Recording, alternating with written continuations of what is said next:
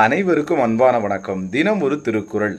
இடுக்கண் படினும் இழிவந்த செய்யார் நடுக்கற்ற காட்சியவர் அப்படின்னு என்ன அர்த்தங்க? இடுக்கண் அப்படின்னா துன்பம், படினும் அப்படின்னு சொன்னால் துன்பம் வந்தாலும், இழிவந்த அப்படின்னு சொன்னால் கேவலமான விஷயங்களை செய்யார் அப்படின்னா செய்ய மாட்டாங்க. நமக்கு துன்பமே வரும் என்று தெரிந்தால் கூட என்ன பண்ண மாட்டாங்களாம்? கேவலமான விஷயங்களை செய்ய மாட்டாங்க. சரிங்களா? அந்த கேவலமான விஷயத்தை நம்ம எதுக்கே செய்யணும்?